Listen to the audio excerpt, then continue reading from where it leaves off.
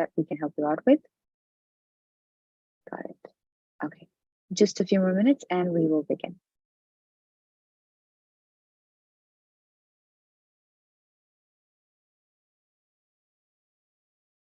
No, I tried to put the virtual background, but it looked like it was backwards for me. Let me try again, okay? Let's see what I have to do. Melanie, the same thing happened with me. There's this option on Zoom which says mirror the image. Okay, and do that. Okay. Yeah, it's always done by default, so it has to be unchecked. Okay. All right. Okay. Perfect. Okay. Good. Okay, then I can use it. I was like, oh my God, this is backwards. Don't worry. I tried flipping it over and that was like, no. Okay, great. I struggled with the same. Well, okay, this is how we learn things, by actually using them, and then we're taught boxes we have to tick and untick.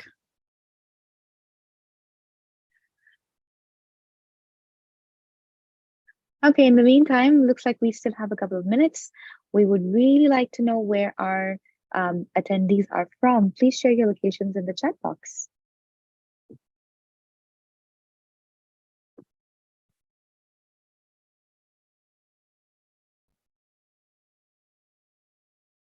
Glad to see we've got people from all over the world. We have, so far, I can see attendees from Pakistan, Saudi Arabia, China, good afternoon, Belgium,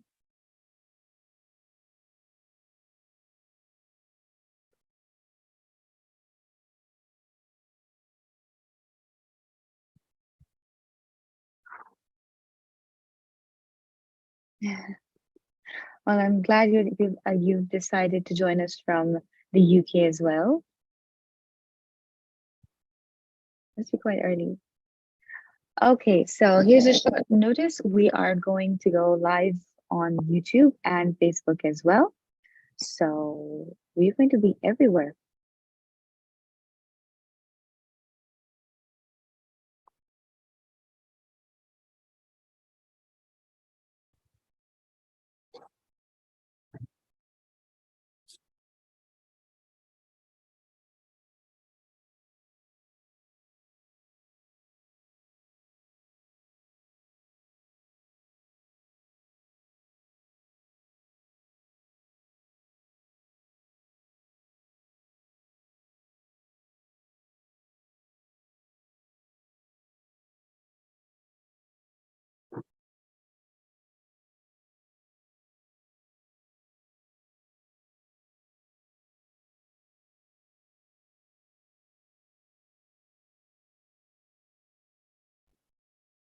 Okay, we have 2 minutes remaining.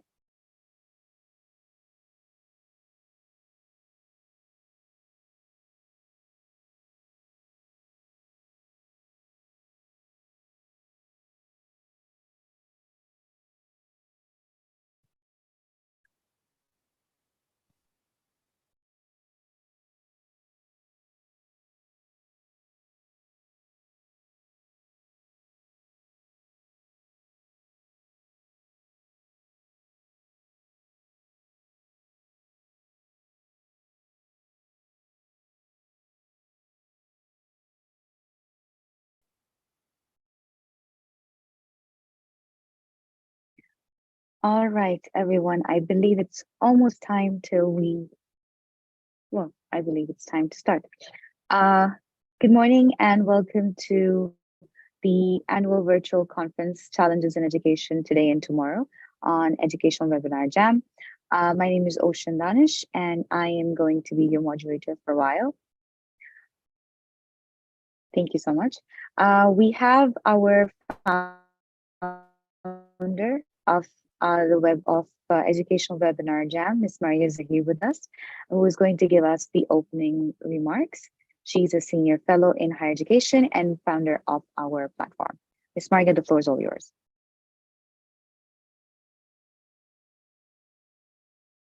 Kindly unmute yourself. The opening remarks. Welcome. Thank you so much, Ocean, for your kind introduction. Good morning, everyone. welcome to our third annual conference. I just want to let you know that those who are joining us. Sorry, is my voice echoing? Good morning, everyone. Welcome to our third annual conference. Yes, the voice is echoing a little bit. Yes. I'd like to request everybody to mute your mics, please. Sorry. Miss Maria, please try now. Good morning, everyone. Yes, the voice is echoing a little bit. Yes. I'd like to request everybody to mute your mics, please. Sorry. Miss Maria, please try now.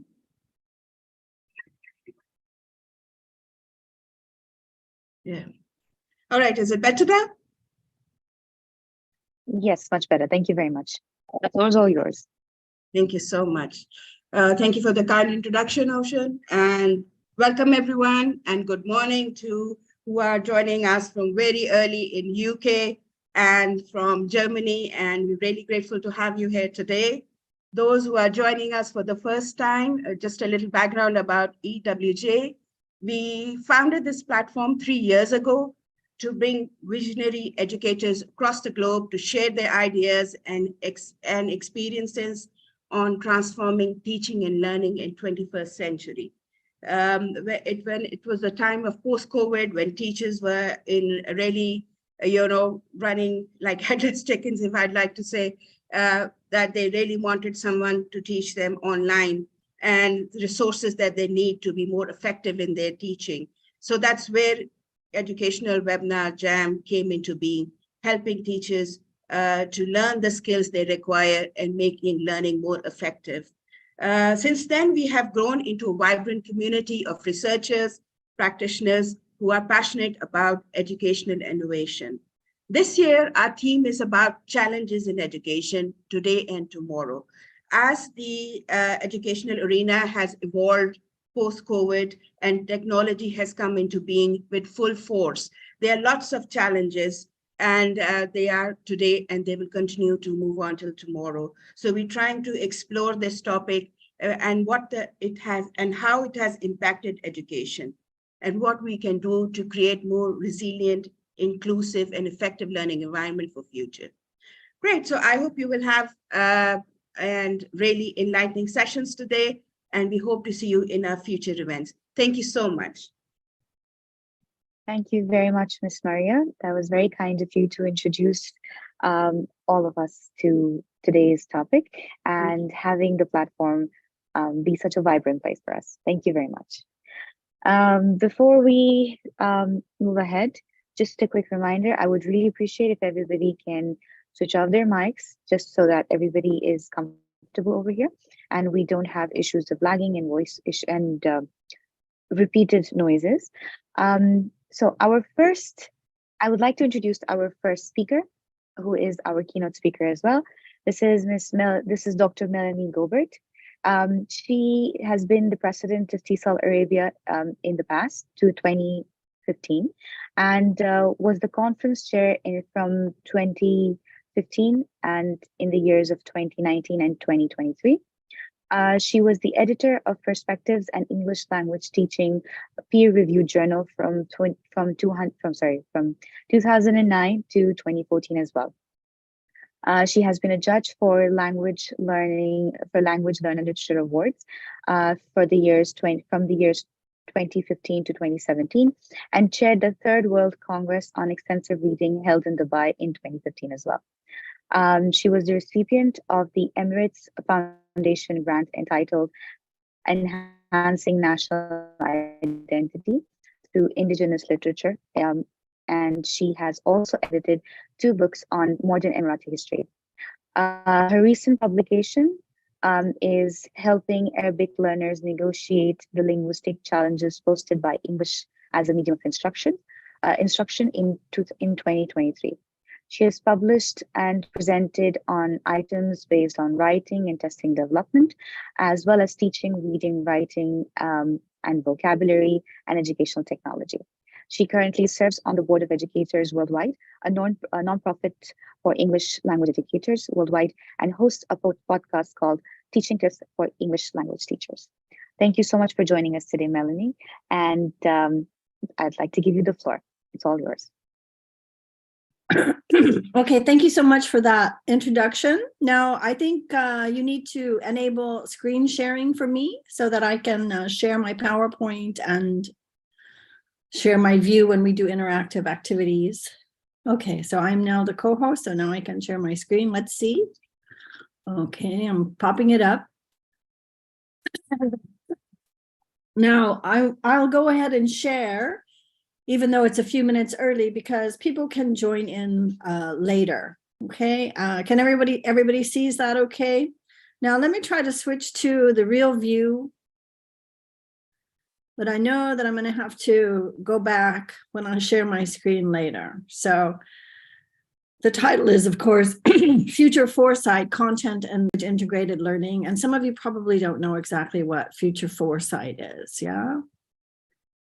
So the objectives for the talk are to describe what Future Foresight is. Maybe some of you haven't heard it. It's a new theoretical framework for trying to foresee what's going to happen in the future. And I'll share with you some of the concepts that we were actually teaching to our learners of English. So it was a content subject, not to teach them English. I'll describe the teaching context, and we'll go through a CLIL lesson on one of the content subjects. And then we're going to also, if we have time, I'll give you some hands-on practice in using Quizlet Live, Nearpod, and SEPO, because these are what we use to deliver the curriculum. Okay, so here you can see, what is Future Foresight? Have any of you heard of Future Foresight? Any hands? Maybe you can make a reaction by raising your hand if you've heard of it.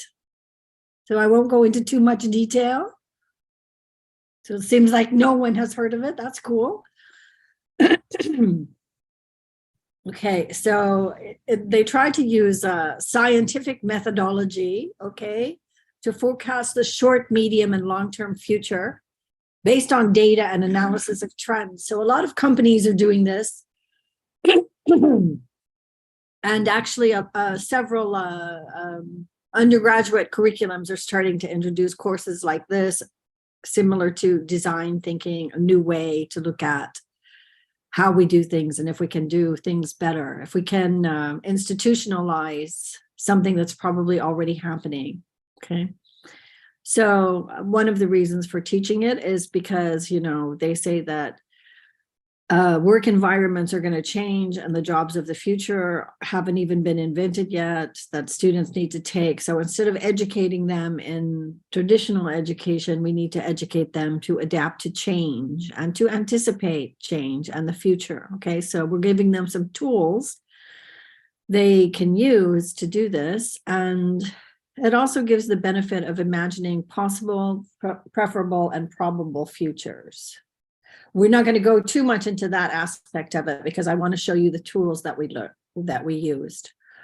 Okay, so here you can see, I think 1, 2, 3, 4, 5, 6, 7, 8 topics that we were supposed to cover in this course. 8 topics we were supposed to cover in this course. And I think we already removed 1 or 2 topics that became difficult for the students.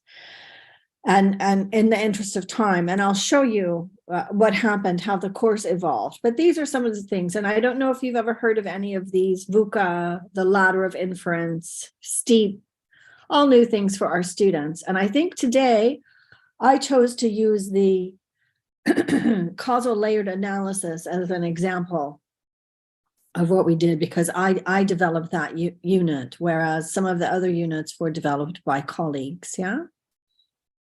Okay, so the context for this was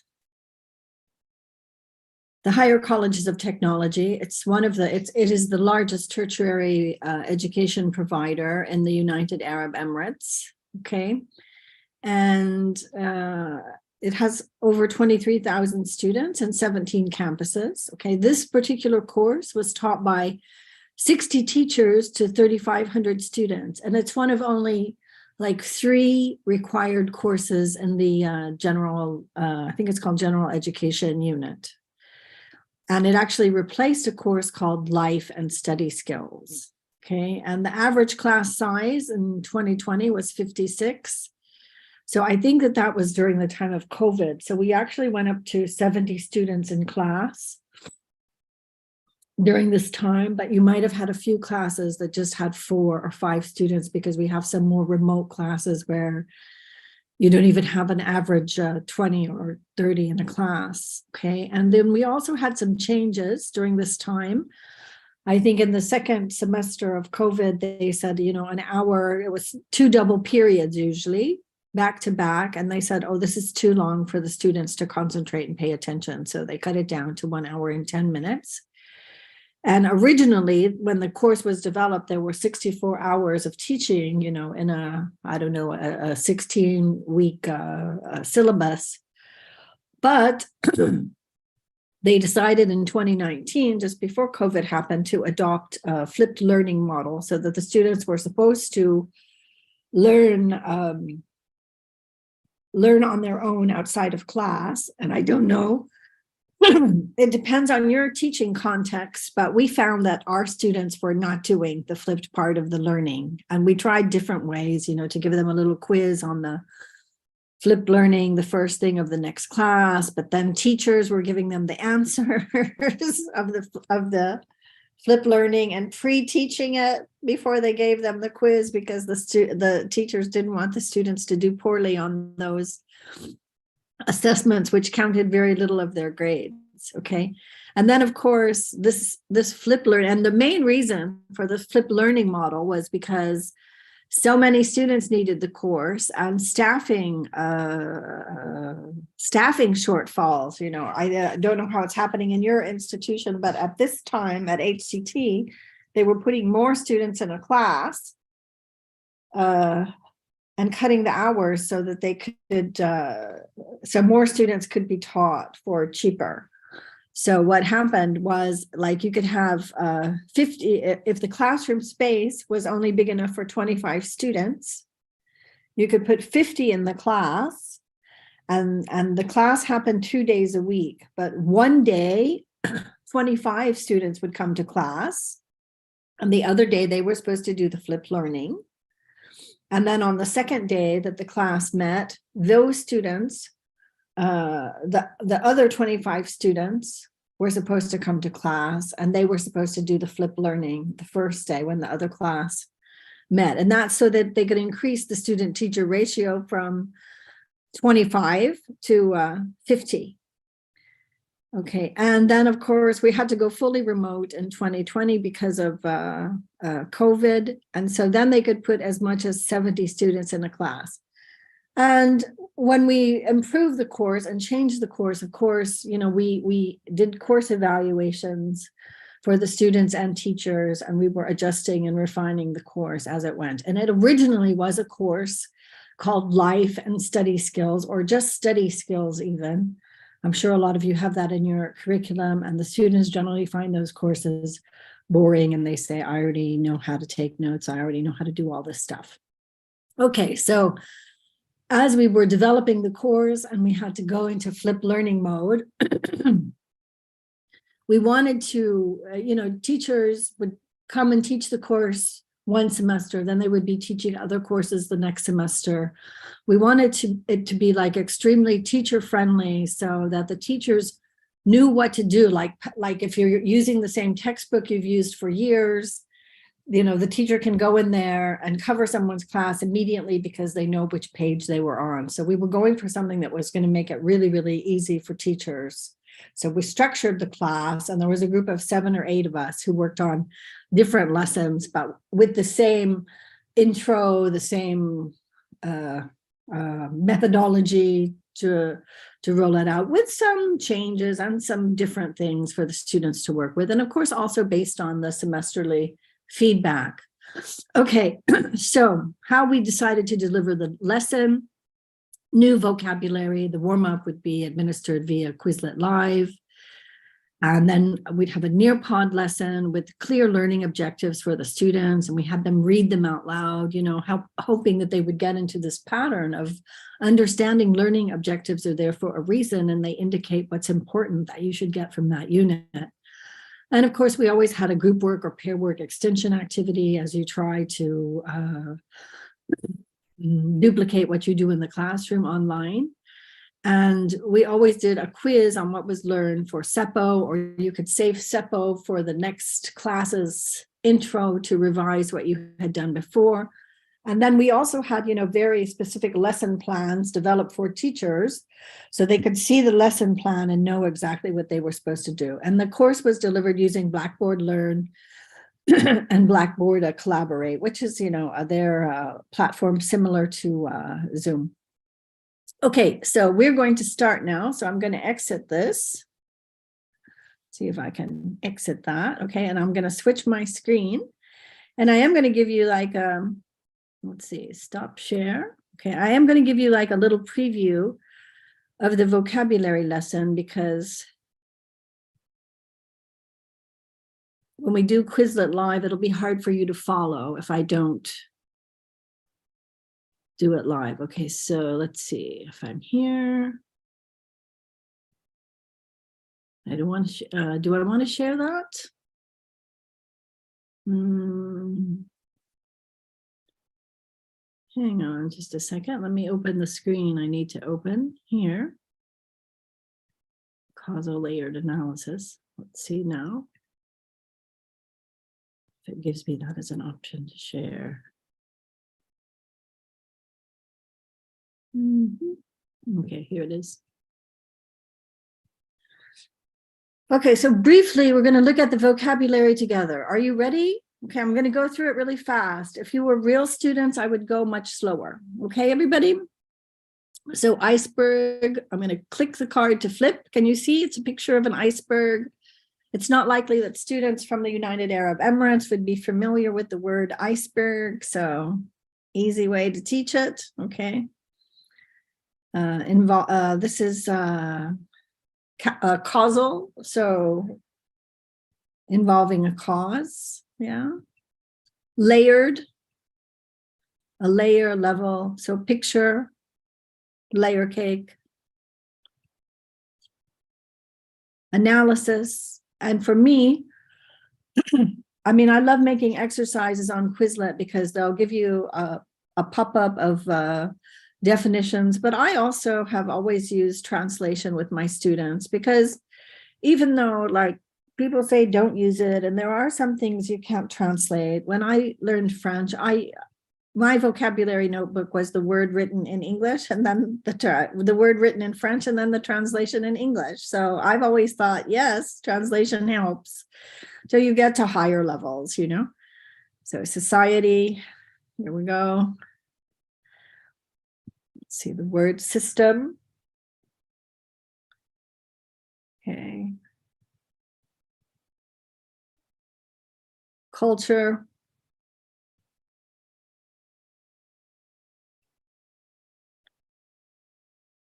Worldview.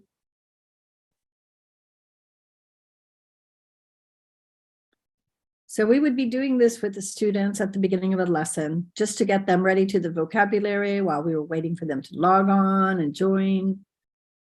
So I'm just showing you the vocabulary before. So a metaphor, using a phrase or story or image to show how two things are similar. And visual image, okay. Okay, so now I think I'm ready to go to Quizlet Live.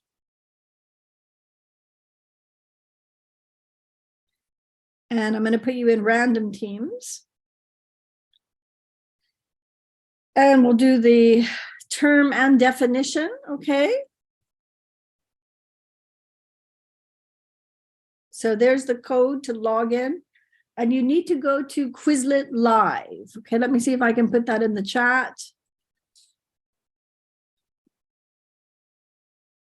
So we'll start as soon as we have a few people there. www.quizlet.live.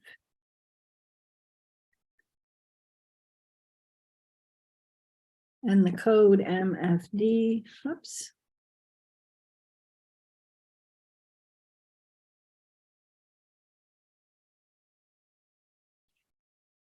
Okay, so I've got one person playing, but I have to have at least 3 before I can start the game.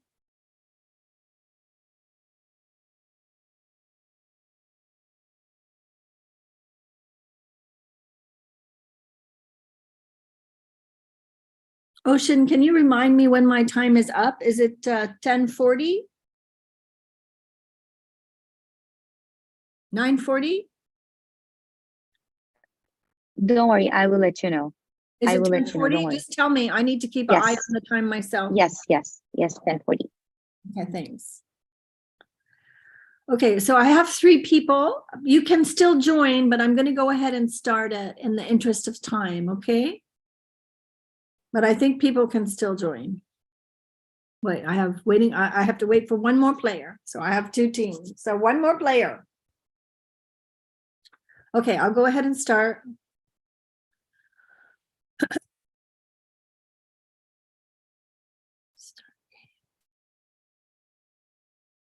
Okay, so you can open another tab or you can use your phone to play, right?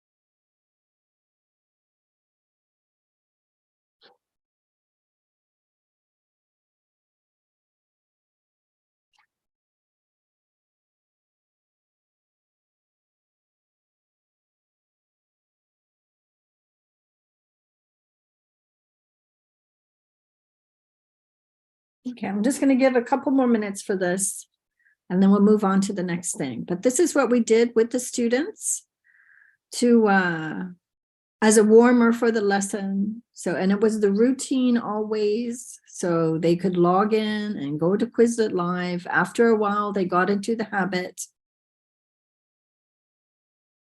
And even though it's, in the classroom, you can play it as a team game where they can talk to each other. If you play it online, because you're doing remote learning, they're playing it by themselves. It looks like Puffins. Okay.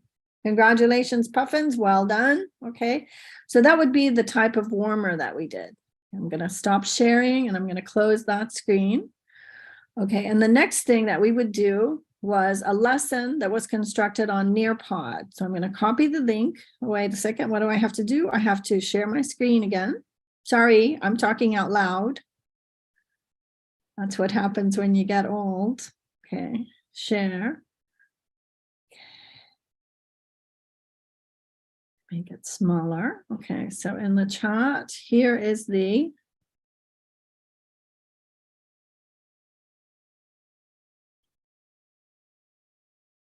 link. And the password is V4WVP. Oh.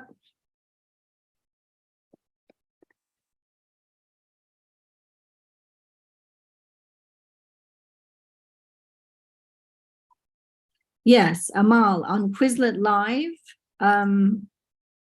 that's how the game works. You will not always have the right answer. Somebody else on your team may have the right answer. Quizlet Live is a game that students really like playing, and I think a lot of teachers will use it like as a post-lesson treat to let them play Quizlet Live, but we found that it was a good way for them, to be engaged from the beginning as a warmer. Yes. Sorry, Amal. I mean, I assumed everyone is familiar with Quizlet Live, but the best way to learn how to use those things and the ins and outs, and they are always changing the interface, is to actually use it with your students.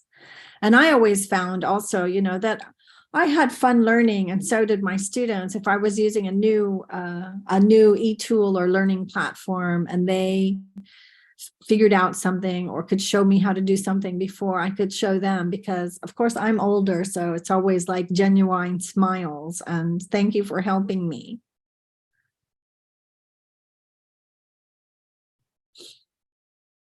Yeah, I think Kahoot is also mostly used just for reinforcement. Okay, do I have people on Nearpod? Am I ready to launch the lesson? Let me see how we're doing. I've been reading the chat too much. Okay, so what's happening here? I think that's my screen sharing. So my real screen is here, maybe. Let's see.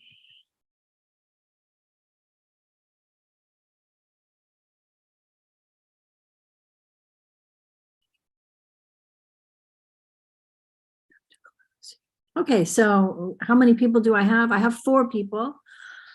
Okay, so I'll go ahead and start the lesson. Everybody can see my my causal layered analysis Nearpod screen.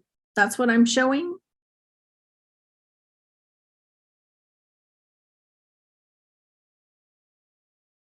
Okay. So on the first slide, we always put the learning objectives, and we always ask the student to read the learning objectives. Okay.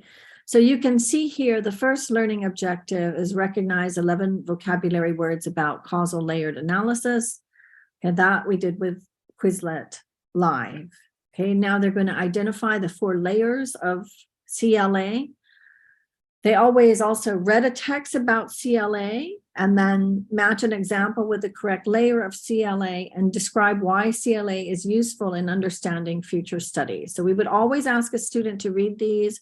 We would always include a reading text as well. And it was more like, instead of expecting them to read something on their own, it was more like, reading it together, reading it as a social activity, because our students don't usually have very good levels of reading. And when they are asked to read something on their own, sometimes they don't read it. So we try to make it like social reading. Okay, so here, and then this is like when it'd be teacher talk. So I would probably start reading this and describing it. But what we need to recognize for us is that there are 4 levels of causality: facts, data, social causes, systems, culture, worldview, myth, metaphor, and visual image. Okay, so we can go into the first layer, the problem as it is. And I'm going to go through this a little quickly in the interest of time. I have more information about it on my G Drive, and I'm also happy to give you a copy of the PowerPoint. Okay, so here for the iceberg, the top layer is always the facts, the simple facts. Okay, and then the second layer is the social causes, the short-term systems in place. Okay, so here, for example, for a lot of traffic accidents happening in UAE, the social causes or the systems in place are people drive big, expensive cars, roads are good, and petrol and insurance is cheap, and there are driving schools, driving licenses. So all of this layer is part of the fact that they have a high incidence of road accidents in their country. The third layer is the culture or worldview, the longer term. Okay, and here, for example, cars represent freedom and status. Like camels in the past, the more camels you own, the more expensive they were. And cars also, of course, represent freedom. We can go where we want, when we want, how we want. And this is, I lived in Saudi and UAE, so it's true I think it's true for both countries. Okay, and then the deepest layer, the 4th layer, is the metaphor, the visual image. Okay, and this is hundreds of years in development. And of course, that they have in their mind, when it's your time to die, it's your time to die. It's in God's hands. No point of wearing a seatbelt. So actually, the reason that they had a lot of deaths by traffic accident is because they don't wear seatbelts. Okay, and if they wore a seatbelt, this would prevent a lot of fatalities while driving, but it's hard to convince them to wear a seatbelt because they say, it's in the hands of God when you die, when it's your time to die. So that's a very deep layer to get to change. Okay, then I will show you, we had some activities like this. Here's the reading. So we would read it aloud together. And I think there would be different kinds of questions. Blah, blah. This is what we just went through very briefly. And so then we would have activities like this. So I will give you just a moment to do this activity. And then we're going to go to the last activity, the last game. Now, I actually love using and working with Nearpod. As a teacher, if I were going to pay one thing out of my own pocket that I could use for teaching, and I limited myself to only one tool, this would be the one. Okay, so I think you guys are working on matching those.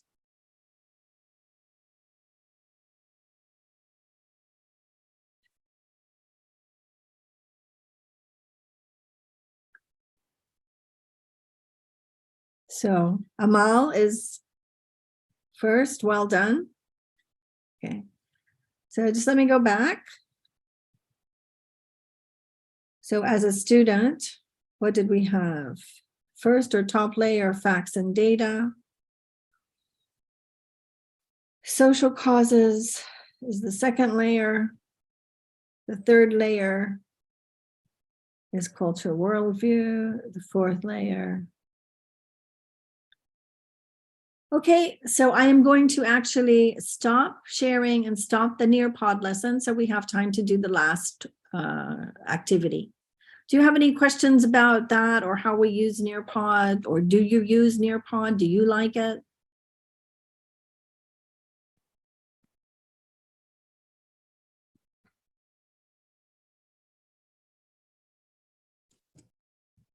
Anybody? No interaction. It's like teaching my students. Everybody's mic is on mute. Nobody knows how to use the reaction buttons.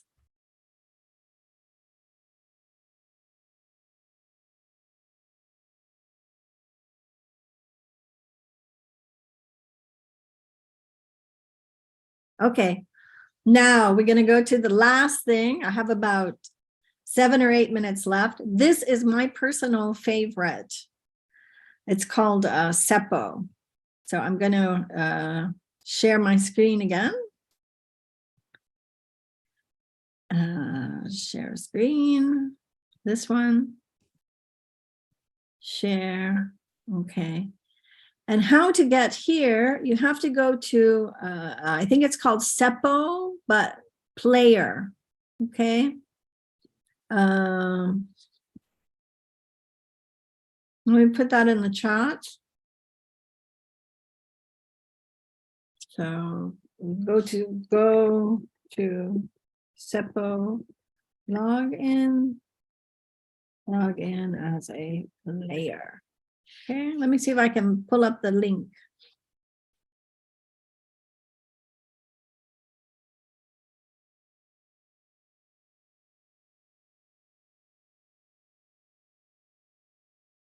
Okay, it's SEPO.io.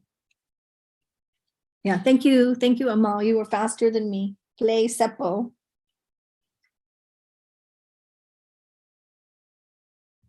And log in as a player. And the PIN code is. Thank you, Amal. You were like way faster on the keyboard than me.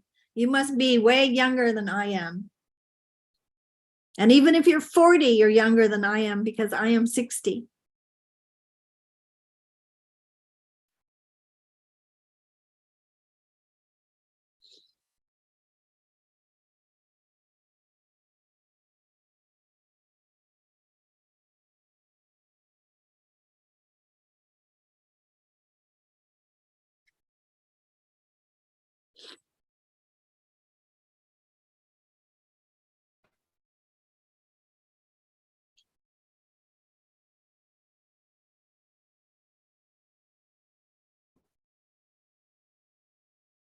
Hi, Melanie. You have 5 minutes remaining.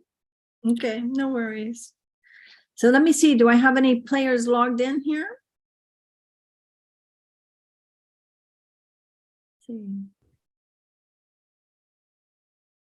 Yeah, I've got some players, so I will start the game, of course. Okay, sorry.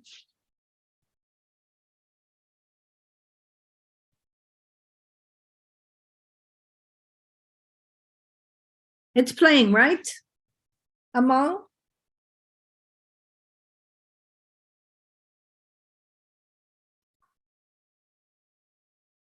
Seems like there's some kind of a lag that is happening because we're receiving the information a little late. You mean a lag on the chat and the Zoom? Yes, I believe so. Okay, I've got players in the game and I think it's self-paced. So you click on the little purple map things and then you'll be given a task to do, a question to answer. I think it's a question to answer, A, B, C, or D. You answer the task.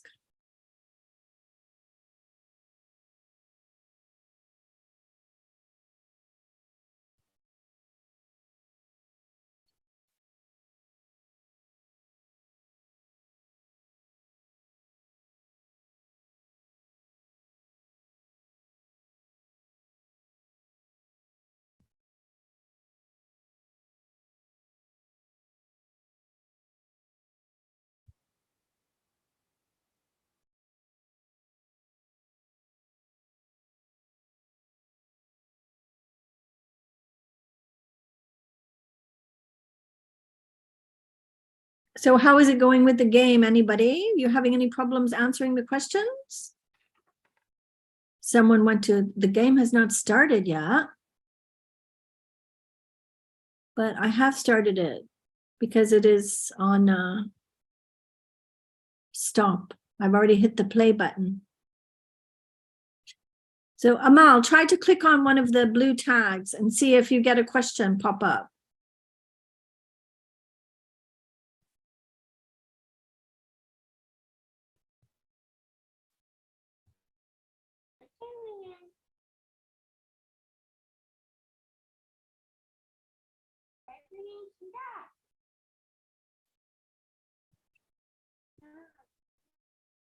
So normally all you would have to do is click on one of these to open the question.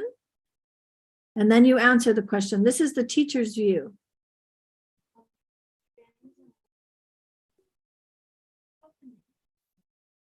See.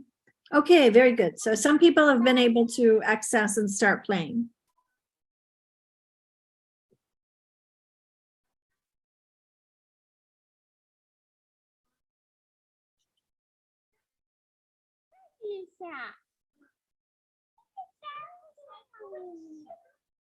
We've got some people on there playing. Try to refresh.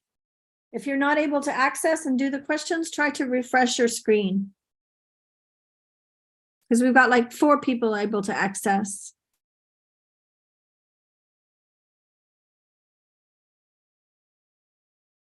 Daniel or Maha, any clues or anything?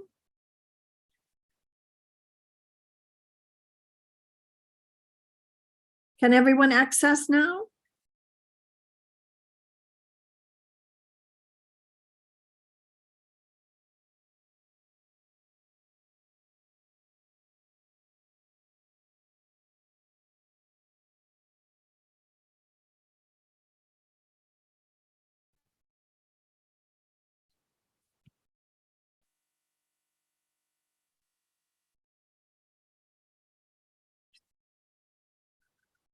Okay, now in the interest of time, I am going to stop the game and just summarize quickly. Let me also stop sharing my screen so you can see my face. Let me see if I have anything left for my PowerPoint presentation. No, but what I actually had originally designed for this presentation was more like, you know, an hour-and-a-half workshop so that teachers could actually practice using the tools. And I put some content for you to make your own games and things using these tools. So to sum up, I just want to say, if you're not using these kinds of interactive tools to conduct your lessons, and I would say all of your lesson, okay, then you probably are not engaging the students as you should. And it's actually really nice to be in a face-to-face classroom. I take Dutch classes face-to-face very traditionally. I love speaking with the other students and getting to know them in the breaks. But I think especially as colleges, high schools, and university push us to teach curriculum through English, I think the students of today learn differently, and what engages them is different. So if you're not using tools like these, like a WhatsApp group for communicating with the students as a group, you probably should be doing it. And I say this even though I myself had a negative experience using WhatsApp as a group with students. And I think it was when we were teaching online, and I made a WhatsApp group for each of my classes, and then they would send me their work before they were supposed to turn it in for this class. And I would say things like, it looks good, I think you should do this or this, for feedback. But then, then the students started arguing with me later in the group or privately, like, why didn't you give me an A? Why didn't I get an A? You said it was good in the group. So technology is always a two-edged sword. Okay, let me finish there for the next presenter. Thank you very much, Melanie. I really appreciate that you were able to take out time for us and share such amazing and interactive platforms. Any questions? If you have any questions to ask Melanie, please feel free to pop them up in the chat.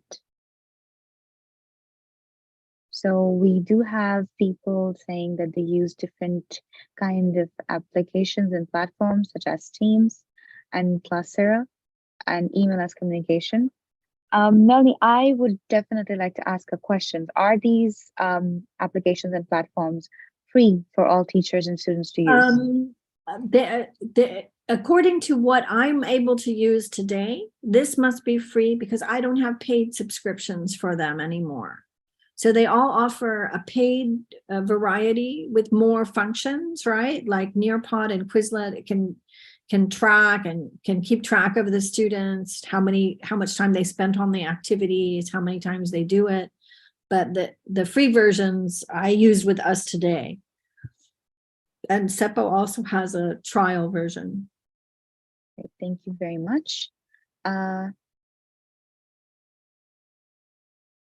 If you have any questions to ask me about today's could you please explain about please feel free SEPO to pop them up in the chat. SEPO, yes, for me, SEPO was could you please? SEPO was invented in Finland. It's very, very progressive for education. And it originally was developed more to be like a field trip platform. If you sent the kids outside of class and teams or groups to do stuff on their own, like, you remember we used to do treasure hunts, with paper or clues around the campus to get the students to know where things are on the campus, like find the library. Students might have to go to the library, get someone to sign a paper or take out a book. But SEPO is using it like, it does things that kids are doing on their phone already that they enjoy so much, like they can take pictures or make a video recording or audio recording. So I've used it also to teach them, to have them go to exhibits that were on campus.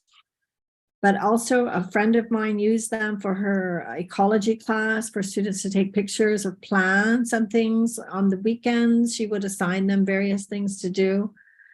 And we've also used it we've also used SEPO for team building with our staff, to get the staff to interact, like, find someone who knows the words to the Emirati national anthem. So people had to go over and ask an Emirati colleague to sing the national anthem because we all know the tune, but we don't know the words. So, I mean, SEPO is not free. If you get the fully paid version, it costs about 100 euros a year. But I mean, for me, the level of engagement that the students have and the thought that went into developing that platform, because it's actually supposed to be a team platform, not an individual platform, one phone for 3 students. And but in my experimentation with it, because we were also at a place where we couldn't easily go on field trips or take the students off campus, so I found ways to use it on campus and in the classroom, and they're just so engaged with their phones anyway. It's a rare young person today who doesn't have their phone, with them and on them all the time. It's a different generation. You've got to use it. Okay, thank you very much, everyone. Sorry for going over. No, thank you very much, Melanie. And I believe it's absolutely true that getting students to use technology has become much more easier because they are not just on their phones all the time, they actually enjoy learning it that way more. So thank you very much. It does have its own drawback, but it is definitely something to be used now. Thank you very much to Thank be you, here, Melanie. We Melanie. appreciate you. My pleasure. Thank you so much for inviting me. We're honored to have you. Thank you so much.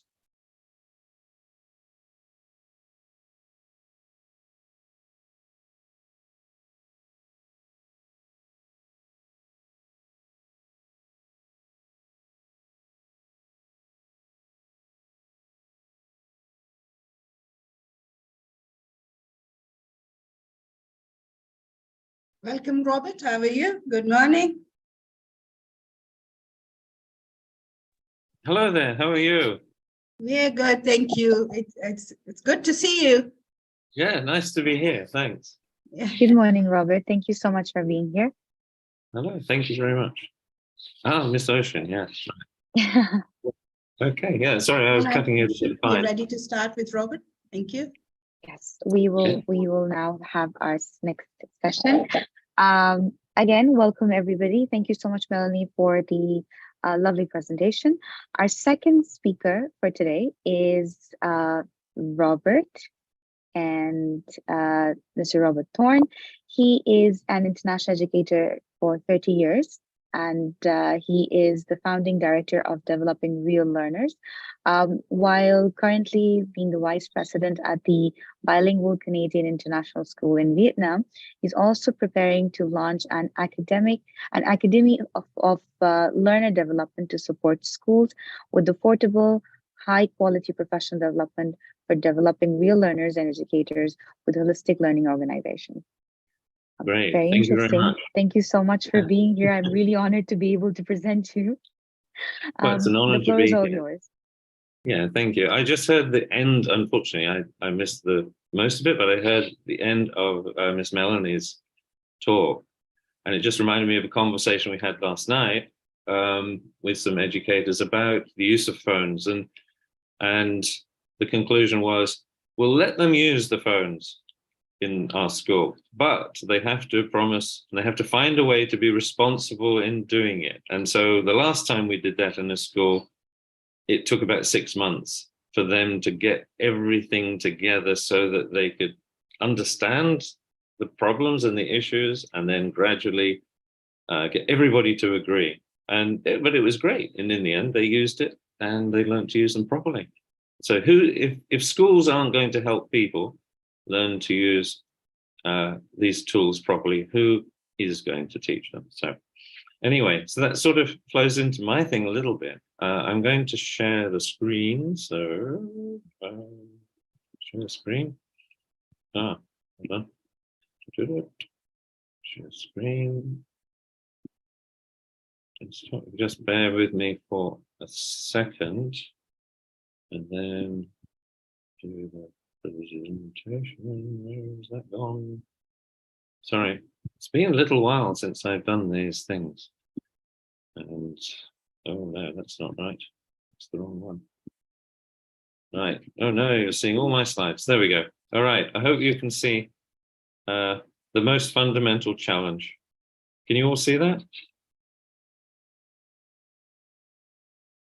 Is that okay? Ocean, yes. Thank you, Miss Ocean, for the thumbs up. That's wonderful. Great. Okay. So I believe, but I think quite a lot of people probably would agree that the challenge that lies before us, the challenges that lie before us, really,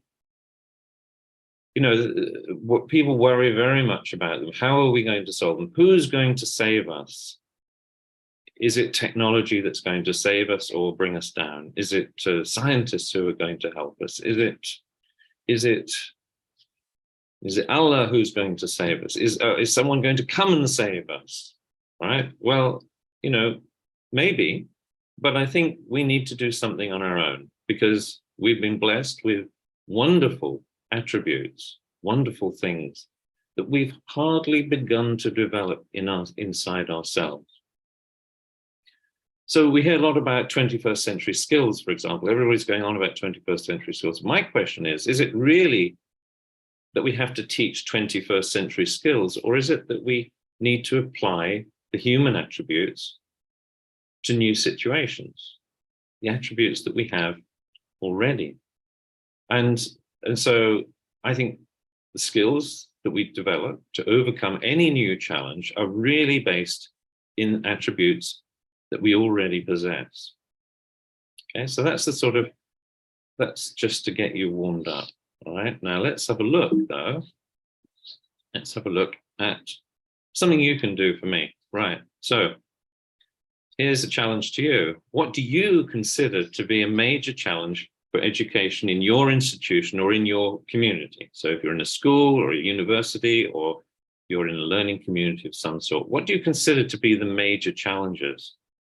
So we could have a couple of people maybe share, if you unmute yourself, or you can write, if you're shy, you can write into the chat.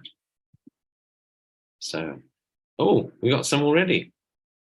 Student engagement, wow, that was quick. Right, student engagement, time management, funding. Yes, that's right. Okay, very good. Student engagement, that's a really interesting one. Yes, okay. Yeah, student engagement. Funding, yes.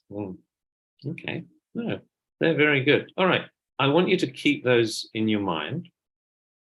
Many grades to account for, oh, yes, difference in culture, value, homework, attending school. Yes, that's very interesting. Thank you, Amal. Use of the target language sometimes, yes. Okay, all right. So for all of those challenges that you're facing, what I want you to think, micromanagement, oh God, yes.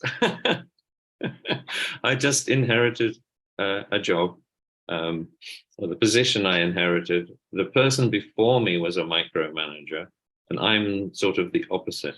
And the staff were suddenly lost at the beginning, but they're all right now. They've learned to deal with someone who expects them to be responsible for themselves. All right, okay, so what I want you to do is to think about those things that you've written, and I want you to think of it in terms of, would it be better if the attributes we're going to look at were more developed in young people and in yourselves? Okay, all right, so let's move on. Okay, so here for me, these are the big challenges. So the challenges are in education, a bit big and a bit obvious, but meeting the needs of our community. So if your community is a small classroom, are you meeting the needs of the young people in that classroom? In school, oh, sorry, seem to have jumped. Right, meeting the needs. So if you're in a school or if you're in a learning community, meeting the needs of your teachers, your staff, your parents. So this is the biggest challenge we face. Now, if you are being micromanaged, you maybe don't need that. So are we meeting the needs of you? No, we're not if we're micromanaging it. Well, we're probably meeting your needs too much. You need to be able to meet your own needs. You need to take responsibility. And if someone's micromanaging you, then you're not able to. So if you're being overwhelmed with things, are we meeting, is your leader meeting your needs? No, probably not, okay? So then the next thing I think is a challenge is really ensuring that young people have the opportunity and support to realize their potential. Now, I don't mean having slogans and having a class on reaching your potential or something like that, but is everything we do really helping young people to have the opportunity, supporting them to realize their potential? Is that what your classroom does? Is that what your school does, really? Okay, and the next, the same thing, but for your learning community, your school, your classroom. Is it really ensuring that, are we really ensuring that your learning community has opportunity and support to realize its potential as a learning community, not just for the people within, but also for the people without. Okay, so overcoming the challenge. To overcome the challenges we have, I think our biggest challenge is to approach education in a slightly different way than we are doing. We have been up to now. I mean, I'm not saying everybody, some people have already changed. But it seems to me, for all of the wonderful visions, school visions that we have, and great talks and inspiring talks and that, when it comes down to it, a lot of the practice that we have as school leaders, as section leaders, as classroom leaders, and as children, as leaders of themselves, are actually being approached in the wrong way. So here's one part of that. There's a lot I could talk about approaches, but for example, teaching certain subjects to young people and hoping they become good learners for life. Okay, so that's one approach. But another approach would be teaching young people to become good learners for life so that they can do well in any subject and in any aspect of life. Okay, so I think there's two different approaches there. It's a little bit like the old thing of so you say, I'm a teacher, and somebody says to you, oh, what do you teach? And you say, children, yes, or young people, okay? Or do you say, I teach physics or I teach writing? Yeah, okay, so it's sort of the difference in those two things.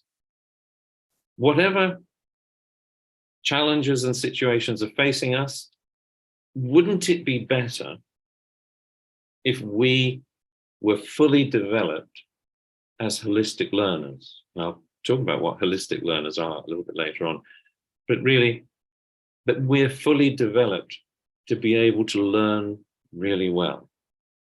Wouldn't it be better? So would you prefer a class of children who couldn't learn very well? They weren't organized, they weren't collaborative, they weren't very good at communicating, if you had to teach a subject? Or would you prefer them to be able to be, organized and good communicators and collaborative and asking questions and inquiry? Be much better, wouldn't it? So why aren't we helping kids to become more like that? So quite a while ago, I think 2014, I asked a whole load of kids. I began to ask kids in different schools what they really needed. And teenagers, mostly, they said that we really need loads and loads of things from education, but consistently across cultures, they said that they needed happiness and success. That's what they want. From education, we want happiness and we want success. And when we said, well, what do you mean by happiness?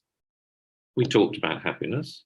And it was quite interesting because even children in primary school could identify examples of different levels of happiness. Happiness of having a silly joke, happiness of being really engaged and interested in something, happiness of being really engaged and interested in something with a team or once with a group, working on something that was bigger than themselves. And in those situations, they found happiness and they could identify happiness. So I, as a secondary teacher, could talk to primary teachers, quite young primary students, about levels of happiness. And they could, once they realized this, they could then talk to me about it. So they became a little bit more literate as learners, literate about happiness and success. And there were lots of different people saying lots of different things about what success is for them. But I think deep in their hearts, young people realized that success wasn't just about money and getting things, but it was about happiness and being able to be happy most of the time. And happiness was really they could only really be happy if other people around them were happy. And when you really talk to teenagers, they're very decent people underneath all the trappings of whatever they've got, their culture and that. They're really decent people and they understand those things. So happiness and success. So then we went around and I talked to people all around the world saying, well, what do young people need to do to be happy and to be successful, to maximize their opportunity to be happy and successful? And so we asked these adults what they thought young people really need to develop in order to be happy and successful. And they said, well, they need these attributes. Okay, and I'll show you my results, but it's an interesting thing because I then looked in lots of different programs around the world, and I found that those programs said, our program focuses on developing these attributes. So here's one, the International Primary Curriculum, International Middle Years Curriculum, talks about personal goals, and it talks about these things, these attributes that those adults talked about. Okay.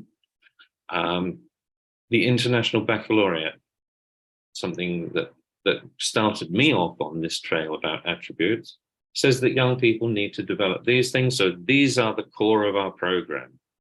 Okay, that's really good if you've got money to spend on those programs. Then a few years later, Cambridge actually came along and said, well, hold on, we also develop attributes, and they put those there. And I'm not really sure if they did much about it, except say that we want to develop these attributes. And I'm in Vietnam at the moment, and the Vietnamese Ministry of Education and Technology, MOET, has come out with new syllabuses, new curriculum, and they talk about these types of things, different competences. So it's a competency-based program. But if you extract from their documentation, you find there's all these attributes. And they're very similar attributes to the ones we saw in the IB and the IPC. And they're very similar to these things, which are the attributes that people from many different cultures across the world that I talked to, they came to talk about. They suggested these are the attributes that young people need to develop. And as you see, they're sort of they're written in pairs, and those pairs go with each other. And that's another talk. Okay, so those attributes are what people said from all the way from Japan, all the way across to Germany, through Mozambique, Lebanon, Turkey, India. And in all those places, they came out with the same things. Not exactly the same words, but you could group them into these categories. And I thought that was very surprising at first. And then I realized it isn't surprising, because what is the common thing? All of those people are human. Now, our Japanese colleagues thought about collaboration in a different way, expressed collaboration in a different way in their culture than, say, us British people. They were far more sort of organized about it. We were a little bit more fuzzy about it. But, we understood what collaborative means.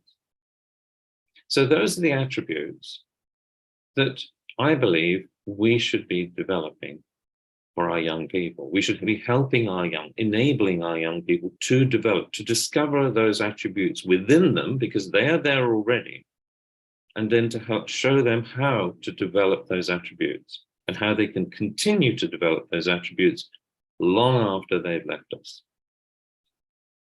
So what I say to my teachers here in Vietnam, in the school here, and in other schools that I'm helping out with, is that we need to focus for two things.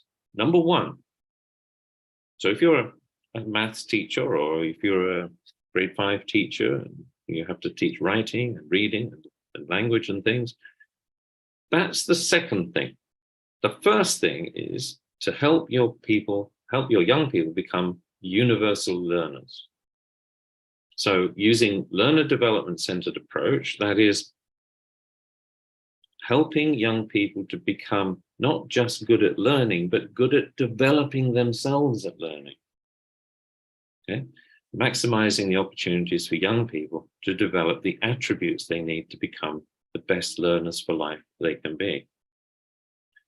And very close second is becoming proficient at what they're supposed to be learning. So if you are a science teacher, then they're becoming proficient at science. If you are an English teacher, they're becoming proficient at English.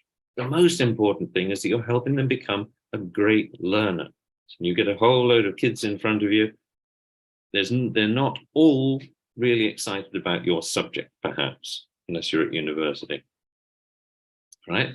But they will be excited about becoming a better learner because it's going to help them. They're going to get to know themselves as a person. They're going to be able to do all of the things in their life better as a good learner than if they're not a good learner.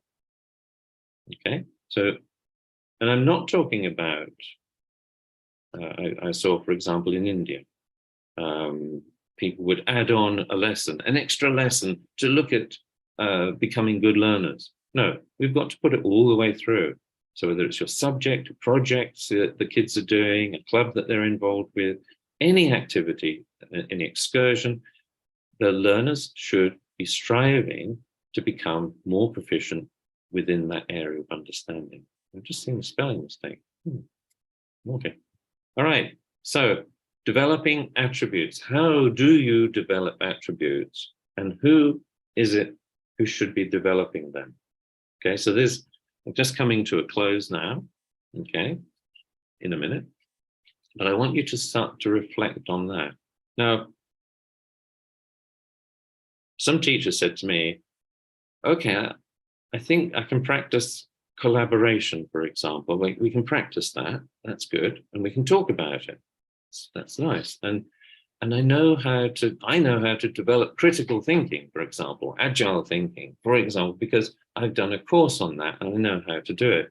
I don't know how to get the kids to be more curious. How can I teach them curiosity? Either they are curious or they aren't curious.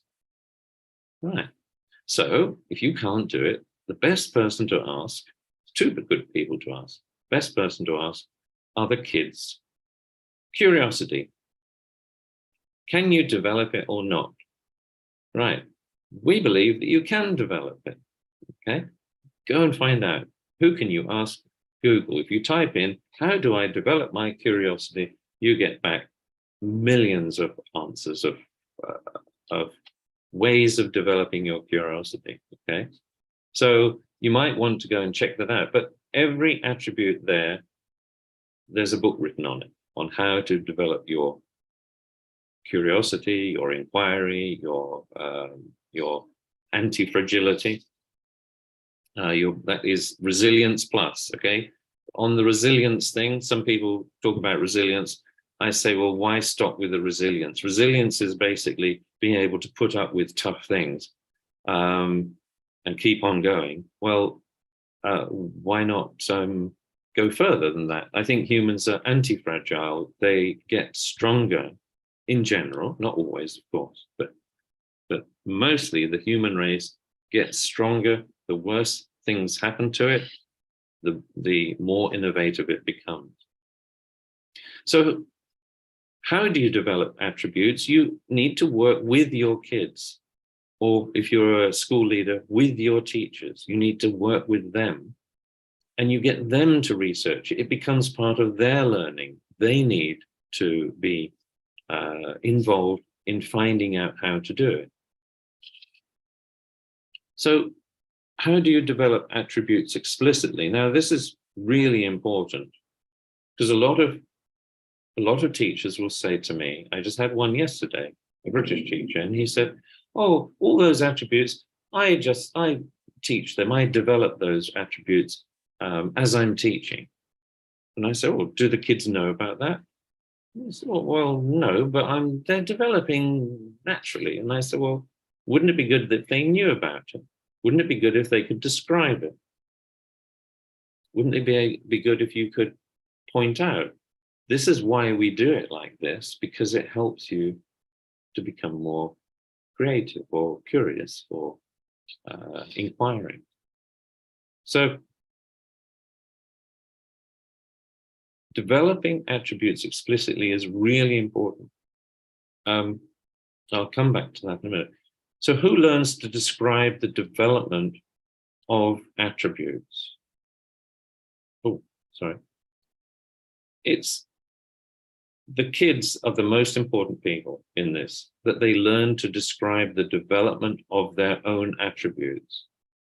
And the reason for that is, I think I've got, hold on. All right. The reason for that is about learner literacy. Okay. So learner literacy is something that I've, at the Academy of Learner Development, we've come up with the idea of learner literacy, where you can describe your own development. And if you can describe your own development, you can begin to develop better. You can start to measure it. You can start to... Sorry to interfere, Robert. You have 5 minutes left. Sorry, say again? You have 5 minutes left. Oh, sorry. Yeah, okay. Talking too much as usual. All right. Okay, so learner literacy. The reason we have to do things explicitly is so that we get a language around the development of attributes. And if we can do that, then we can improve things a lot better. Okay, so students become learners, teachers become coaches, young people become independent as learners, and teachers gradually become redundant. Now, I don't mean redundant in terms that you become useless and you don't get your pay. I mean redundant in that you don't have to actually teach someone something. They will learn themselves and they'll come to you and they help them to learn. Okay. Okay, so just a few quotes. So with learner literacy, when you can put a name to something, you can categorize it, compare and contrast it. When you can do that, you can begin to describe it and measure it. And when you're literate in knowing yourself, you can become proficient in developing yourself. Okay, and this is my last thing to say. I think it's really time to stop talking about this and start doing it. Okay, and if we do, we might just learn for ourselves in the process. Okay, and that's me. So thank you very much. I'm sorry I ran to the limit, perhaps. Oh, no, you're perfectly fine. Thank you very much for... If you do have, if you do have questions or that, you can write to me. And that's no problem. Okay, there we go.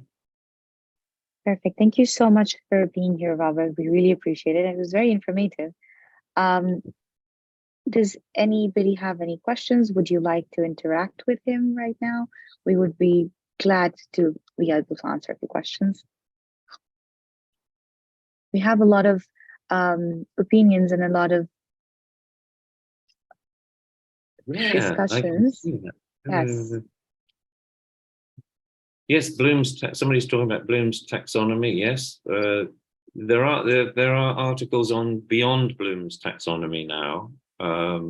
So look into that, because Bloom's taxonomy definitely is good, but there are people working on something more than that.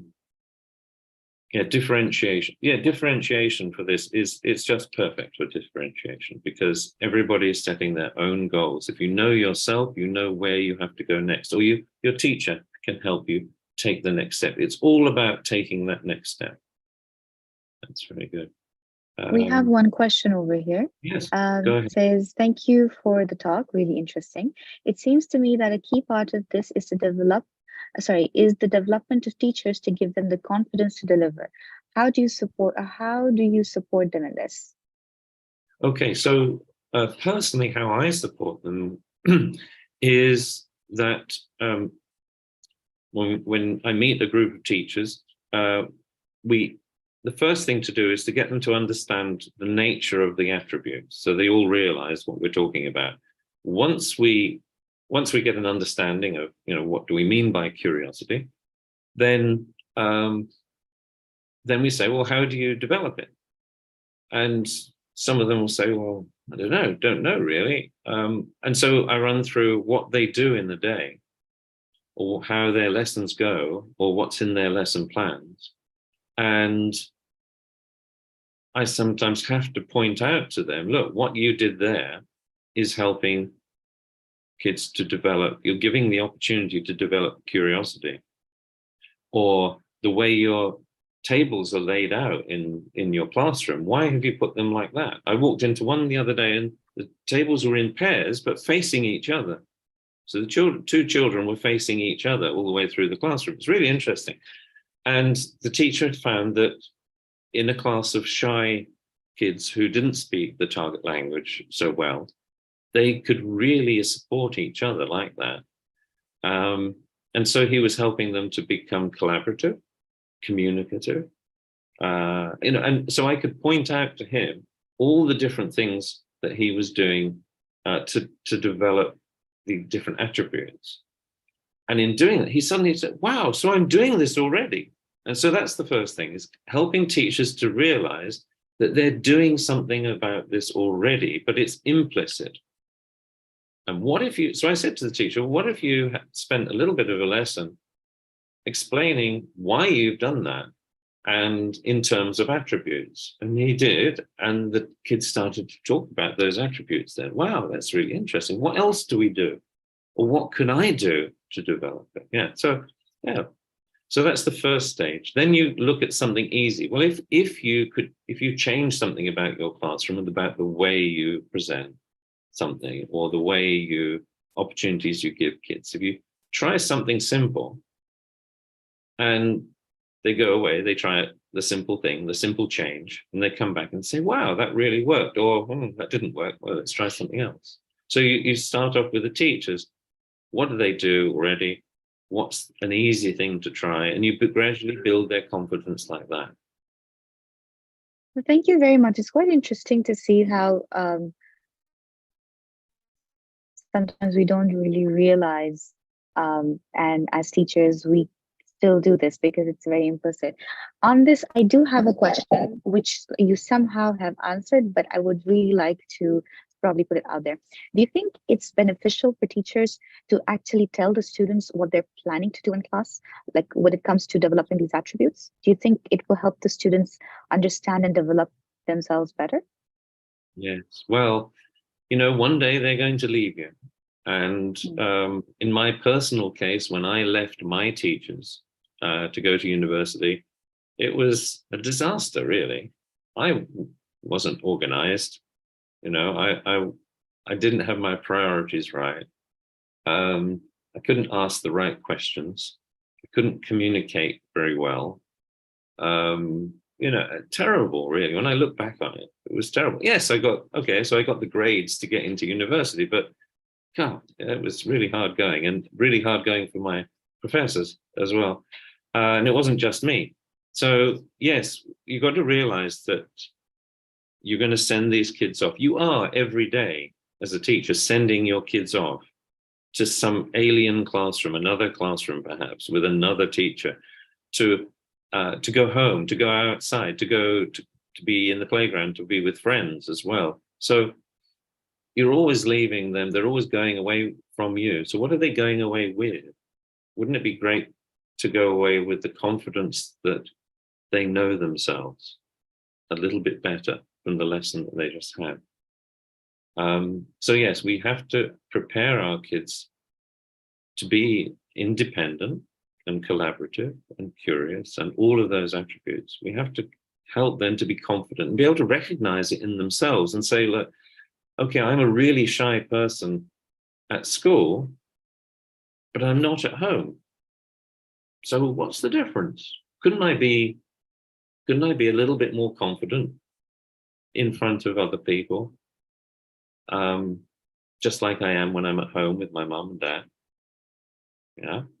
So it gets them thinking about things. It is possible to do to overcome the things that they see, but they've got to be able to recognize that.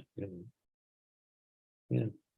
Absolutely. Thank you very much. I believe even as teachers, we have to throw some light upon what we do for ourselves as well.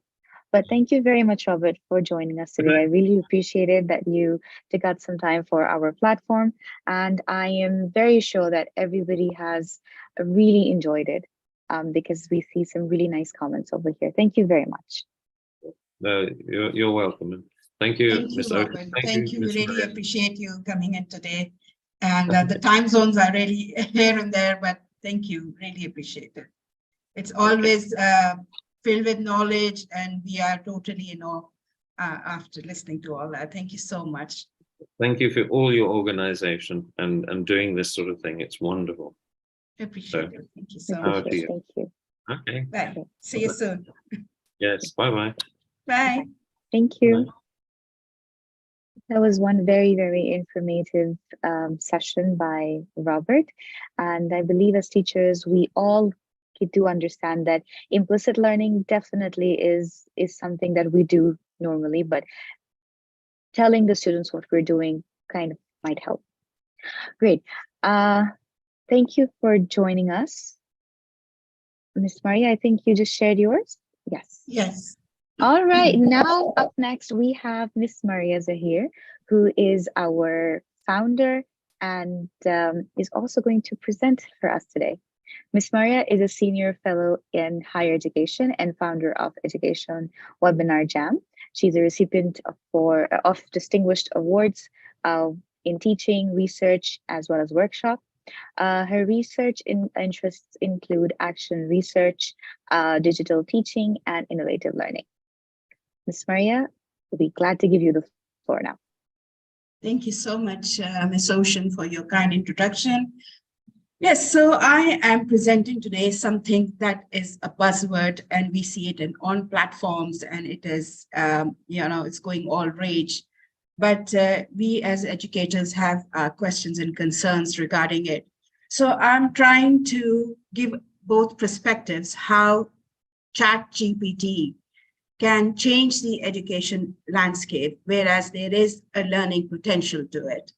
So let's see if you could agree with me by the end, and I would like you to give your thoughts at the end in the chat box. So what do you think? Did I really convince you that it can be useful as well, despite having lots of concerns about the ethicals and other views about it?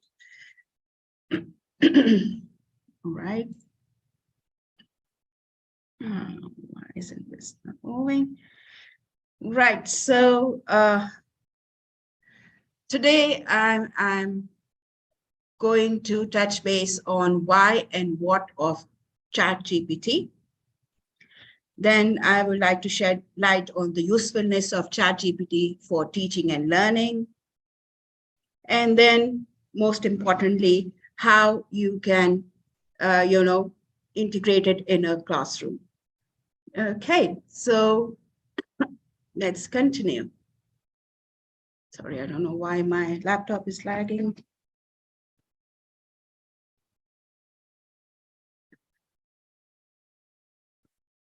Come on. Sorry about this.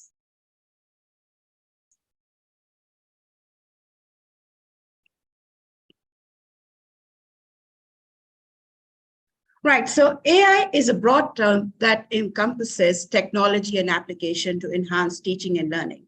And according to UNESCO, AI can potentially address some of the biggest educational challenges. So I want you as attendees to communicate with me in the chat box and tell me, what do you think are the biggest challenges in education these days? If you'd like to share your thoughts in the chat box, what do you think as educators, or if even as parents, or even as students, some of us are, what are some of the challenges that we are facing? Society is changing quickly, yes. ChatGPT is a learner's motivation, yes, Maha, yes. This is some of the things that are also challenging for us. Motivation towards learning, yes. And I think the fast-paced concept around all this is that we really want everybody to have a fast-paced action to everything and reality. So people really want us to move forward quickly and do things quickly in a short pace of time. Especially working from home, people think that we just can do everything because we are at home and everything can be done quickly. So here are some of the challenges in education that I would like to move forward is improving access and quality of learners of different backgrounds, abilities, and needs. We have people in remote areas who are still in this day and age deprived of education. And although internet has made word a little small place where we can all connect in a small, um, arena, but still, there are still people who are still deprived of education. Personalizing and adapting learning content and feedback to suit individual preference. We have a classroom filled of mixed abilities. And with the 21st century cohorts, they want to be on their laptops, they want to be on their smart devices, and not every teacher is equipped or trained to use those devices in the classroom. No matter how much buzz is there around, teachers are still lacking that professional development, all that support that they really need to enhance that teaching and learning in a classroom. Automating administrative tasks and reducing the workload. Again, it goes back to the training that teachers are lacking. And that's what we here at EWJ is trying to do, to facilitate a lot of collaboration and communication among the teachers and parents and learners so they can learn the skills that they need to be part of this fast moving and turning around the arena of education platform. Fostering creativity, critical thinking, problem solving, and other skills that are essential for the future. Like I said, it is 21st century. I was surprised to hear from one of my students yesterday that he didn't know how to use a PowerPoint. And I was like, really? In this day and age, you don't know how to use a PowerPoint? So there are some people, there are still some students around who are lacking these 21st century skills. So how can we foster that? How can we really change what they really need from this? I don't know what's wrong with my laptop. I think I'm presenting and my slides don't want to move.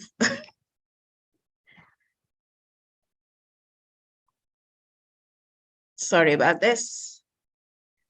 Don't worry, Miss Maria, we can. All right. Talk. So here are some of the new AIs that are already used and developed for education. The most buzzed and most talked about AI app is ChatGPT. That's a generative language model that can produce natural sounding text on various topics and formats, such as summaries, stories, poems. It is also engaging. And believe me, I get very excited when I start reading. It's like somebody's chatting with me, like we chat on WhatsApp, and it generates lots of content for me. K20 Educators is another platform that connects educators with AI experts and resources to help them integrate AI into the teaching practice. It also provides online courses, workshops, webinars. So we do have lots of suggestions coming on, but this K20 Educators is something really helpful because it has workshops and webinars that we can get quick hands-on knowledge from and start using it effectively. Another most important and most talked about platform is Squirrel AI. It's a personalized learning system that uses AI to diagnose students' strengths and weaknesses, tailor learning content and pace, and provide real-time feedback. This is something I really like. If you really need AI to improve the teaching learning in your classroom, there should be some real-time feedback. We as educators are there, but why not make our learners autonomous? Why can't they just go and figure out their things themselves? Also uses gamification. We all need gamification to motivate our learners these days. Adaptive testing to motivate and access to. So I think it has become a thing of the past to have paper and pen assessments. We need something like Miss Melanie showed us, Kahoot and other apps and Quizlet Live. These are assessments as well. Why do we need to go into summative assessments? These formative assessments can also tell us about the progress of the students. And yet we do see the progress through the podium when we saw winners before, some of them while Miss Melanie was demonstrating her apps there. So these are the platforms we just saw. So what I am trying to say is, if we really need something that motivates our students and effectively use AI in our classroom, it should have personalized learning, on-demand support, facilitating communication and collaboration, creating interactive learning modules, and providing real-time feedback. I'm going to show you all the examples of these in a second and how did I generate that. So the main idea, what if you're using any AI app, you need a prompt. So what is a prompt, especially for ChatGPT, is a text that you input provided by the user that serves a starting point for ChatGPT. Like we do it on WhatsApp as well. It's very user-friendly. Like if you want to ask a question, it can be a statement, it can be instruction. That's what we do in a WhatsApp as well, isn't it? That's exactly what we need here. A prompt also includes emojis, text manipulations to create more engaging content. But the main thing that you have to keep in mind that you have to be very specific to get the results you really want the ChatGPT to produce for you. Be very specific and clear about the information you want the ChatGPT to generate for you. Set a format of the output. For example, if you want ChatGPT to generate a paragraph or bullet point or a table for you, use multi-step prompts for complex queries, then break them down to the questions into smaller parts. So don't give all the information right away. And you will see in the following slides with the examples that I will show you what I mean by that. Instruct the perspective of generated text, such as first, second, or third person. You want the GPT to produce something for students, for yourself, or for someone else. Set limits on the answers you get, for example, word count or the paragraph count. Provide context or clarification of guide of ChatGPT towards generating the desired output. Right, so here is one of the examples. So I specified that for my ESL course, so because I'm an ESL teacher, I even specified the level of my students and what I want my students to do. Then I followed up giving specific minutes, that's the minutes we need for our presentations. I want them to pay attention to the pronunciation, grammar, and body language. And then I went on, the last thing to prompt, adding to the prompt was, could you write the directions of this oral presentation? So these are the keywords that in the red, if you really want the answers or the results to come according to your liking. So here it is. Can you see? I added that prompt on the top. And ChatGPT started responding to me saying, sure, here are the directions of oral presentation on a woman who had significant contributions to education. And it gave me an introduction followed by some guidelines. So because we use LMS post-pandemic now at our educational institutions, we are communicating with the students through learning management systems like Moodle or Blackboard. And we do read to write lots of, text like this, what ChatGPT has generated for me, even the instructions and even a rubric. So with the click of a button, with lots of other administrative work and marking and everything, I was able to cut short my time that I would normally go and type myself and look for content online to find something like this for me. It further gave me the presentation guidelines as well. That was one of the part that I asked in that prompt earlier I showed you. As you can see, it even gave me the breakdown of each step. So how they would select the topic, research and prepare about it, and presentation structure. So it was so amazing. I was in awe, to be honest. Why not we can use something that has a positive aspect on education rather a negative one, especially for teachers who are always, very busy. And it is tailor-made for my students, a topic that I want to do. I don't want to recycle things that are online.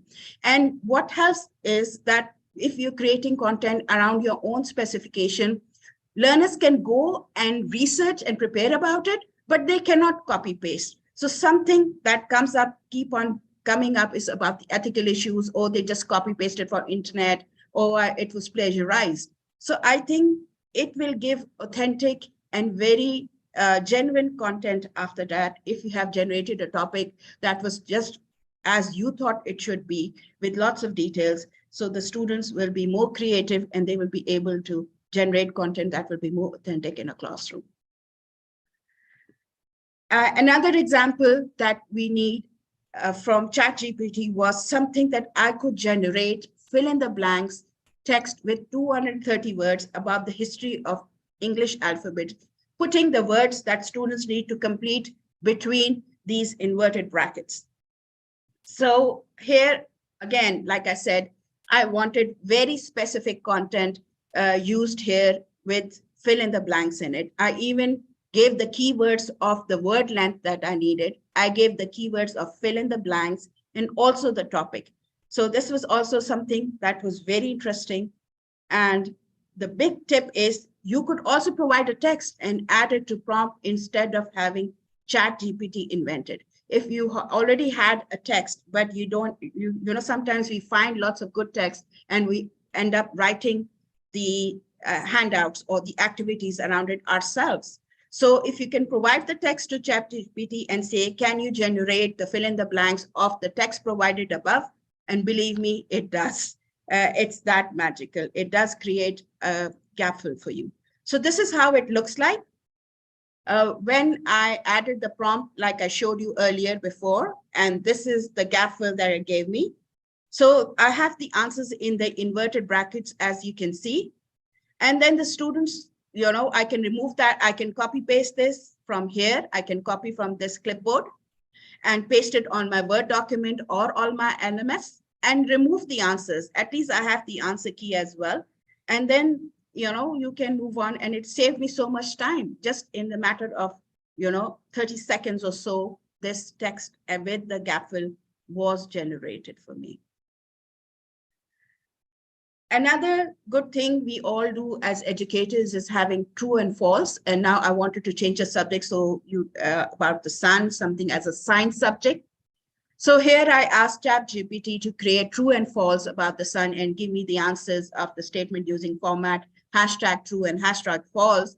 I use this hashtag because I was trying to generate content in the LMS I wanted to upload on, but you don't need to do that. Probably you can just leave it there or just delete it if you're using it on paper and pen.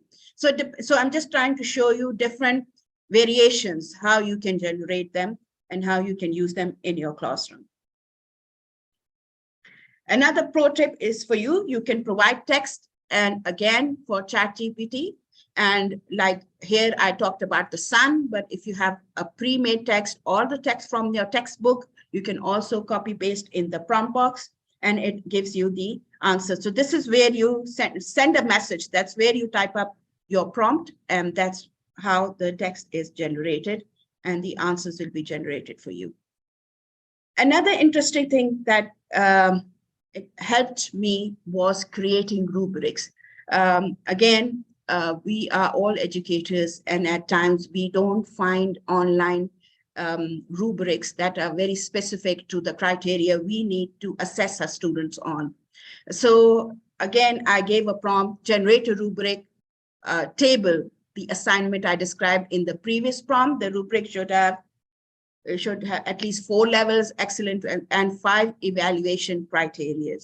So you can see the assignment is to write 150 words essay about global warming, how global warming is changing our planet.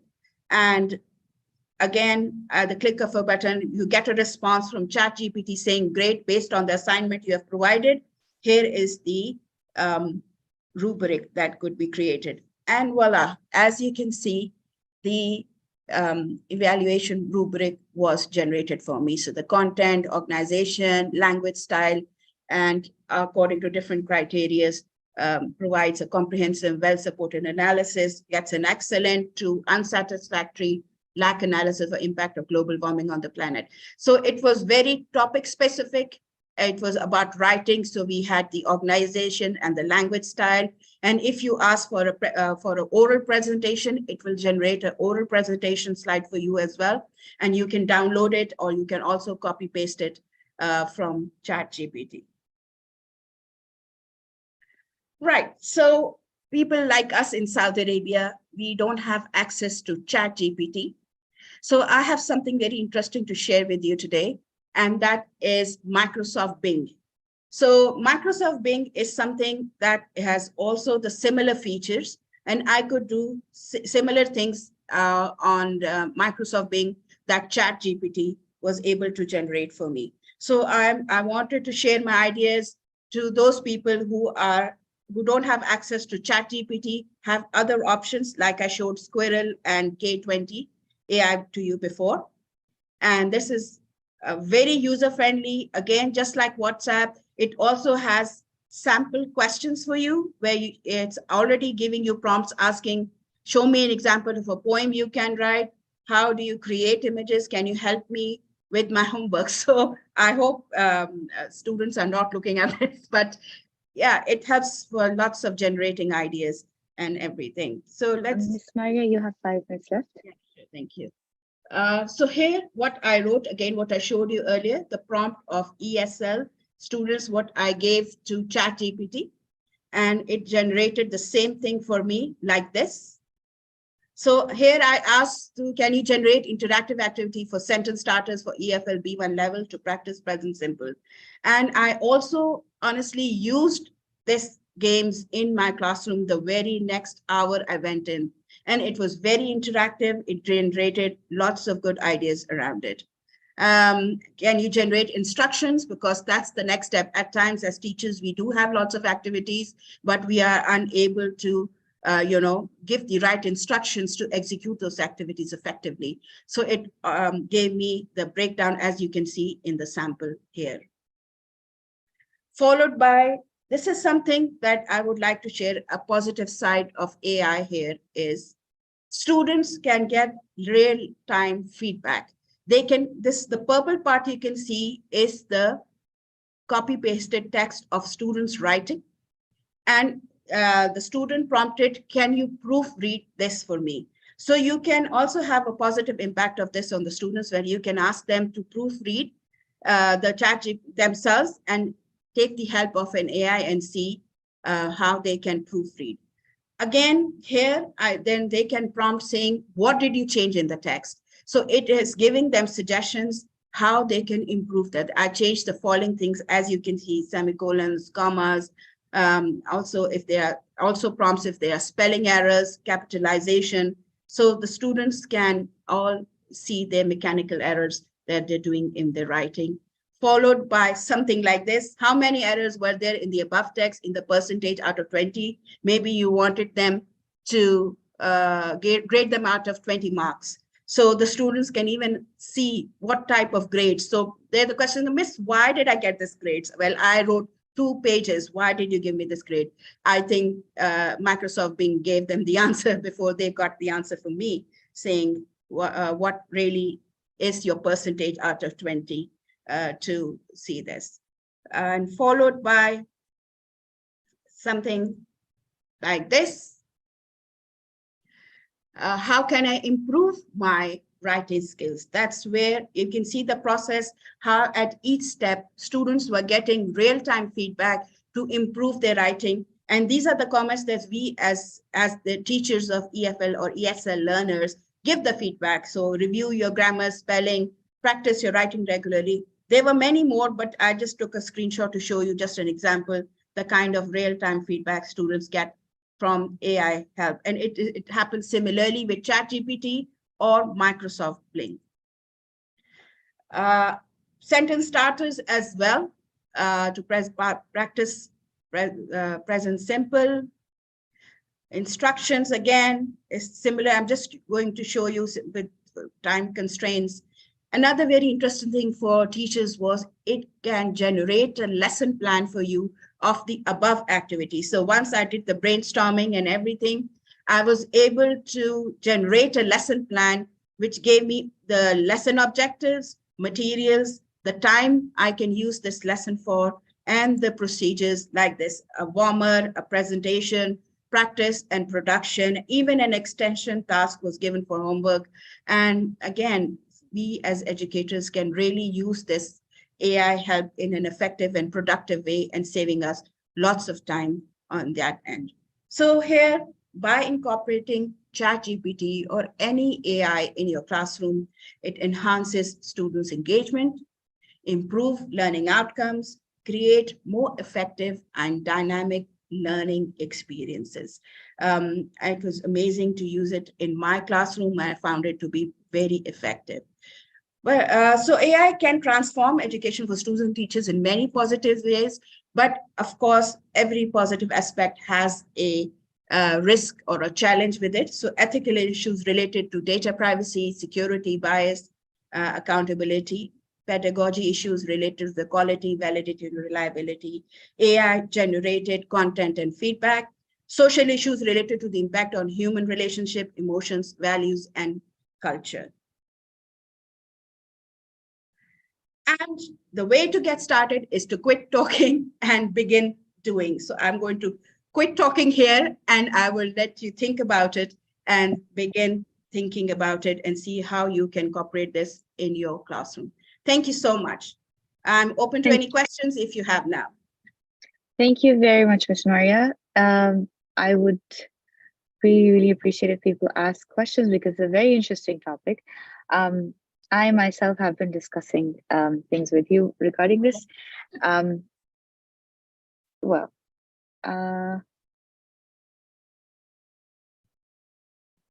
think there is a question.